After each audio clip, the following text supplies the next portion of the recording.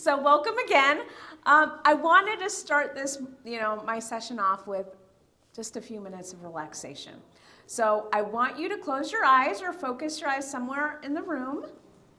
And I want you to just notice what's going on for you, what thoughts you're having, maybe also tightness that you're having in your body. I want you to notice your body.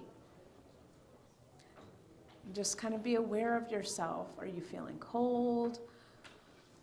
Are you feeling tight? Pain anywhere? And what I want us to do, really slowly, and I'm going to ask for us to breathe in and then hold. I'm going to ask for 3 counts. If 3 counts is too much, just hold as long as you can. I want us to breathe in through your nose for 4 counts. 1, 2, 3, 4. And let's hold. 1, 2, 3, and exhale completely like you're blowing out through a straw.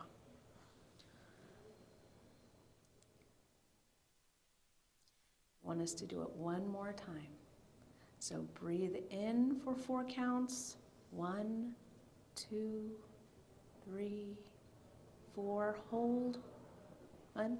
If you need to breathe out 2, that's fine. 2, 3, and breathe out. And now I want you to notice how you're feeling. Is there a difference? Hopefully you're feeling a little bit better, a little bit more relaxed. Your body's feeling differently. Maybe those thoughts that you're having might have changed a bit. So just wanted to open up with some relaxation. So today, I really want to focus on stress, anxiety, burnout, and how we can reduce it, how we can feel better. So stress in general, there's an external trigger. Something happened that is causing us stress. It's stress, one of the main key differences between anxiety and stress is that it's short term. So you might have a deadline at work, at school, you might have had a fight with a friend, a partner. You might be sick, COVID's still around, that can also have an impact of how stressed we are. It could also be, incidences of discrimination, racial, gender, also for a lot of people in this room, we're vegan, so it could also be comments made about our lifestyle or our diet.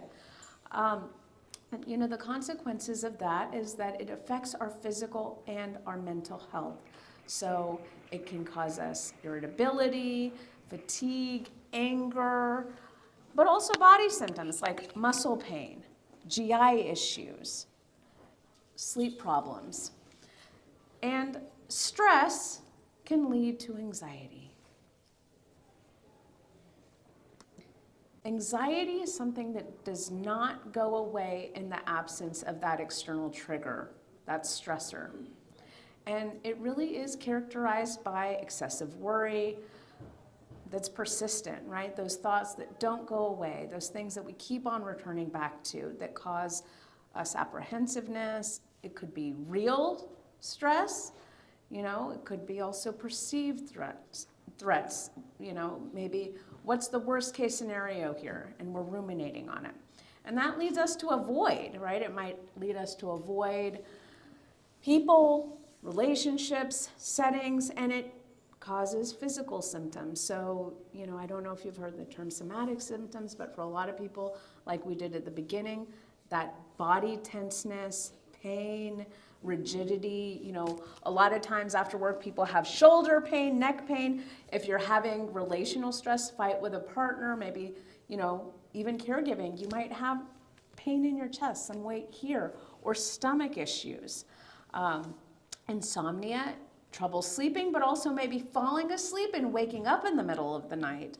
Fatigue, irritability, anger. If you have too much stress, your threshold for even more stress gets less, right? So it affects our mood and it affects our physical well-being. I want to highlight that stress is normal. We do need stress. It's a normal part of life. It goes into our survival mechanism, right? That's what tells us that something is dangerous, we need to get away, So we need stress. But stress can be positive, it can also be negative. Positive stress You're standing in front of a crowd, giving a speech, a job interview, maybe even a first date. It could be enjoyable, but it causes us some stress. Challenging, but usually these stressors are satisfying. When stress is negative, though, and you have a hard time coping, a hard time making yourself feel better or thinking about it in a way that's not causing distress, is when it can be harmful. And that can be layoffs at work, caregiving, when you don't have any breaks, burnout. A lot of times that's, that for a lot of older adults is what happens to us, right? Like, should I keep on doing this job? Am I getting paid enough? Could also be somebody else's medical crisis or your own. And that stress becomes chronic, it becomes more permanent, and it does impair our biological responses, how much we can cope with the situation, but it does impair our physical and mental health. So how do we get through stress and anxiety? First and foremost, becoming aware and reducing the stressors, getting things off your plate if you can. Try to eliminate the stress. How we conceptualize stress, our distress around it, depends on the intensity of the situation, but it also depends on us, the person experiencing it. How you think about a stressor. That really depends on how you respond, right? Sometimes we can change a situation, we can change the circumstance. Sometimes we want to escape it altogether. And sometimes in a healthy way, if you can take something off your plate, that can be a good thing and reduce the stress that you're feeling. But, more than anything, I also kind of in the beginning of this, noticing what you're thinking about it and how realistic it is. Relaxing your responsibility around the situation if you can, your expectations, how realistic are there, and maybe asking for help and changing your feeling of responsibility if it's not valid.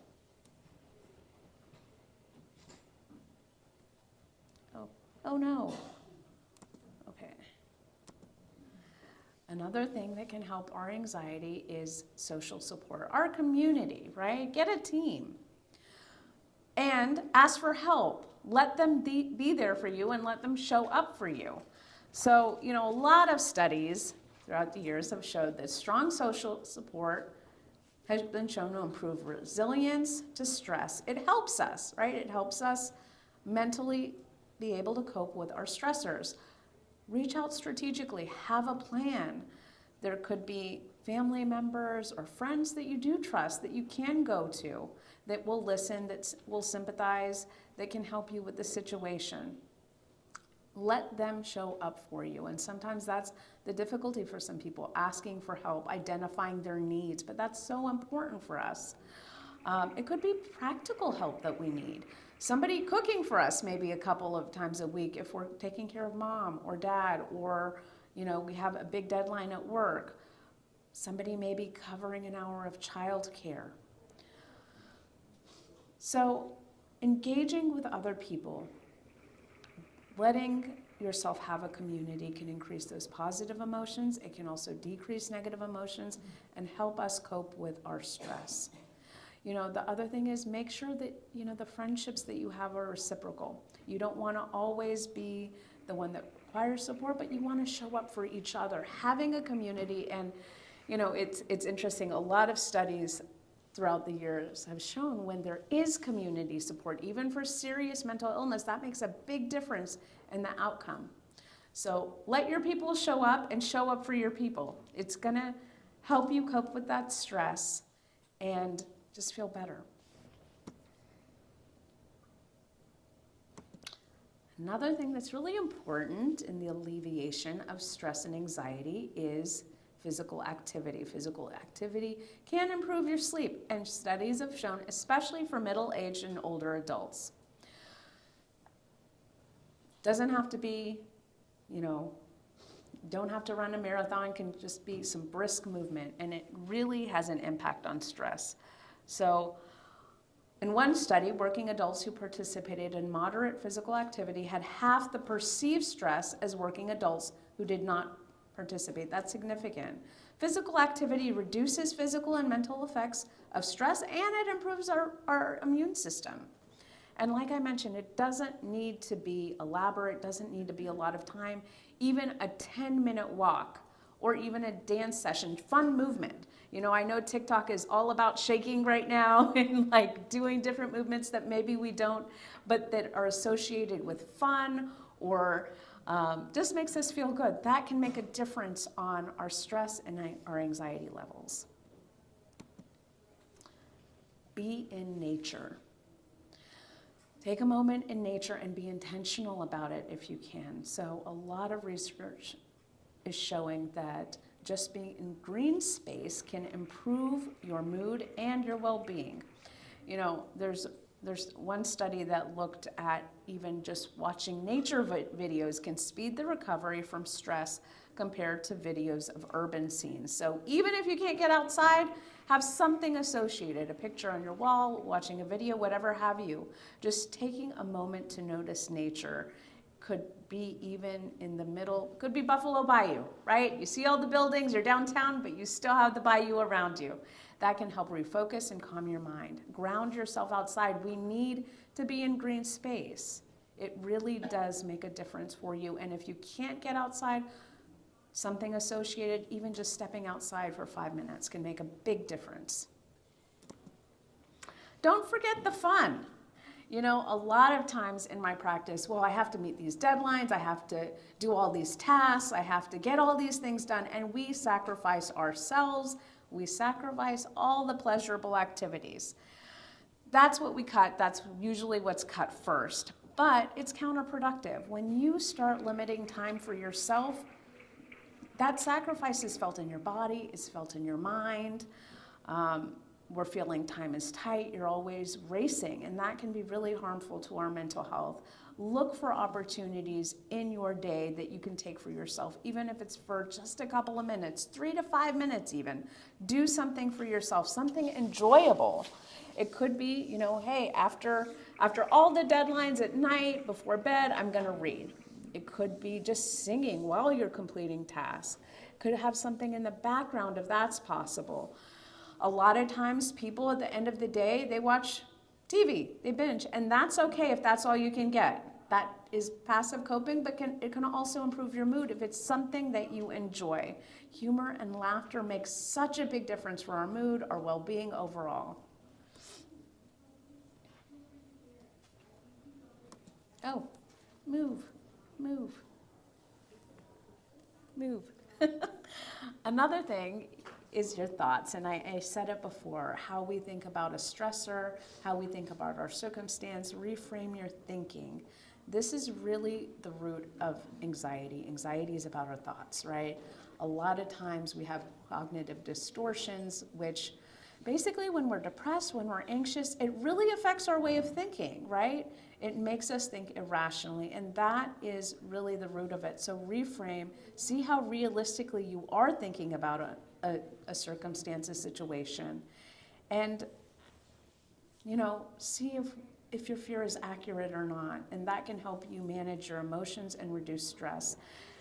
And avoid those worst case scenario issues, or maybe even rumination where you're thinking about the same thoughts over and over again, and maybe stopping some of those thoughts. What I tell my patients and my clients all the time is be present. How can we be present when you go down all the rabbit holes of your stresses, right?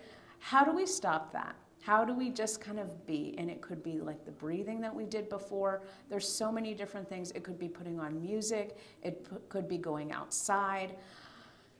That's the biggest thing. Being present when you have a stressful situation makes a big difference. And also realistic expectations of yourself. You're not going to be perfect. You can't be perfect. We're all human, right? So how realistic is what you're putting on yourself?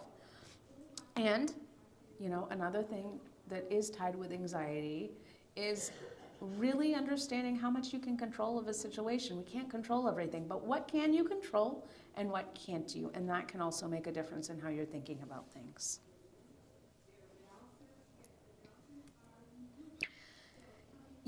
And if, like I mentioned, your community, if you need more support, get help, seek help. If you're feeling overwhelmed, if you can't do it yourself, look for a psychologist, look for a therapist. Sometimes we don't know how to cope, right? Sometimes we've never coped in a way where we've really actually felt relaxed. Sometimes, we're modeling things that we've had in our family, right? How to control anger, how to control stress. Sometimes we have to relearn patterns, relearn things, and it's okay to get somebody that can help us with that. That can also help with your overall stress, your anxiety, and your well-being, and maybe undoing some patterns that might be causing constant stress. And also just being aware of your, how you approach different things, changing your responses, and like I mentioned before, maybe an action plan on how to cope with different stressors in your life might be helpful. Another thing, and I practice all over the country. Therapy is about the fit. Find a therapist if you can that can understand your worldview, your cultures, your views, and especially being vegan or plant-based. Finding somebody that respects and understands your values, that can also be really helpful. Well, I had another relaxation exercise, but if you want a relaxation exercise, my contact information is here. If you want to reach out at all, don't hesitate. I practice in Houston, Texas. I practice all over the country. A lot of my populations are people of color, biracial individuals, people that have mood disorders. I deal with children, family, teens, adults. But, a lot has to do with, again, finding that right fit. So don't be scared to find more support if you need it. And I hope this presentation was helpful for everybody. If you have any more questions, I'll be outside. And I hope you have a great rest of your day, my friends.